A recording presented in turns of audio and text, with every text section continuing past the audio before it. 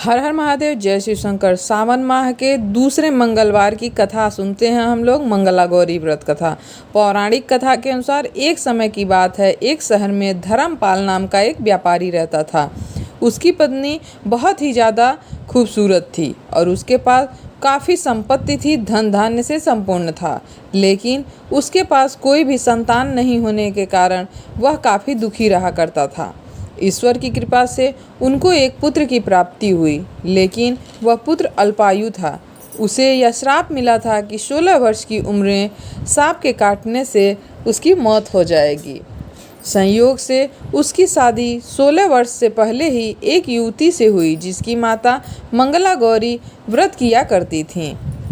इसके परिणाम स्वरूप उसने अपनी पुत्री के लिए एक ऐसे सुखी जीवन का आशीर्वाद प्राप्त किया था, जिसके कारण वह जो उसकी पुत्री थी कभी भी विधवा नहीं हो सकती थी। अतः अपनी माता के इसी व्रत के प्रताप से धर्मपाल की जो बहू थी उसको अखंड सौभाग्य की प्राप्ति हुई थी। इस वजह से धर्मपाल के पुत्र ने 100 साल की लंबी आयु प्राप्त की, अल्पायु उसका कट गया। तभी से ही मंगला गौरी व्रत की शुरुआत मानी गई है। इस कारण से सभी नवविवाहित महिलाएं इस व्रत का पूजा किया करती हैं तथा गौरी व्रत का पालन करती हैं और अपने लिए एक लंबी और सुखी जीवन का स्थायी वैवाहिक जीवन की कामना करती हैं।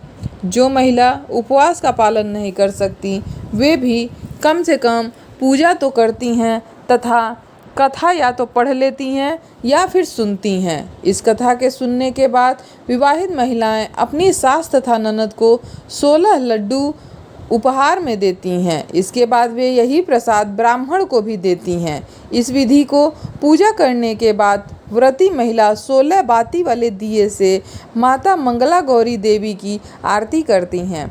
व्रत के दूसरे दिन बुधवार को देवी मंगला गौरी की प्रतिमा को नदी या पोखरे में विसर्जित कर दिया जाता है। अंत में माँ गौरी के सामने हाथ जोड़कर अपने समस्त अपराधों के लिए एवं पूजा में हुई भूल चूक के लिए क्षमा मांगनी चाहिए। इस व्रत और पूजा को परिवार की खुशी के लिए लगातार 5 वर्षों तक किया जाता है।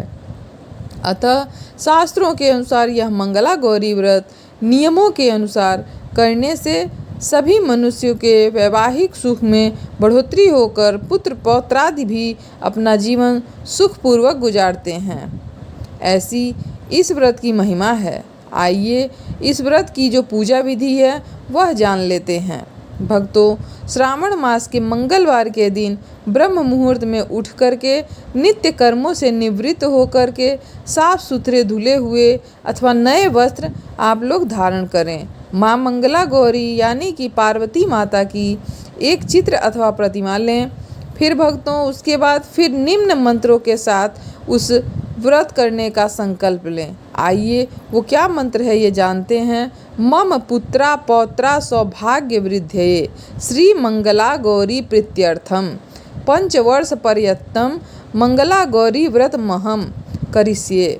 अर्थात मैं अपने पति पुत्रों पौत्रों उसकी सौभाग्य वृद्धि एवं मंगला गौरी की कृपा प्राप्ति के लिए इस व्रत को करने का संकल्प ले रही हूँ। तत्पश्चात मंगला गौरी माता के चित्र या प्रतिमा को एक चौकी पर सफ़ेद फिर लाल वस्त्र बिछाकर स्थापित कर दिया जाता है। प्रतिमा के सामने एक घी का दीपक जो कि आटा से बना होना चाहिए उसको जलाएं। दीपक ऐसा बनाना चाहिए जिसमें 16 बत्तियां जलाई जा सकें। उसके बाद आप एक मंत्र का फिर से जाप करेंगे। कुमकुम माँ गुरु लिप्तांगा सर्वाभरण भूषितानाम नीलकंठ प्रियाम गौरी वंदहम मंगला ह्वायाम। यह मंत्र बोलते हुए माता मंगला गौरी का षोडशोपचार पूजन करें। माता के पूजन के पश्चात उनको सभी वस्तुएं जो भी होती हैं उसे 16 की संख्या में होनी चाहिए। जैसे 16 मालाएं, 16 लौंग, सुपारी 16, इलायची, फल, पान, लड्डू, सुहाग की सामग्री, 16 चूड़ियाँ तथा मिठाई अर्पण करें। इसके अलावा 5 प्रकार के सूखे मेवे, 7 प्रकार के अनाज जिसमें गेहूँ, उड़द, मूंग, चना, जौ, चावल और मसूर यह चढ़ाएं। पूजन के बाद मंगला गौरी की कथा सुनी जाती है। इस व्रत में एक ही समय अन्न ग्रहण करके पूरे दिन माँ पार्वती की आराधना और पूजा की जाती है। शिव प्रिया पार्वती को प्रसन्न करने वाला यह व्रत करने वालों को अखंड सुहाग तथा पुत्र प्राप्ति का सुख मिलता है।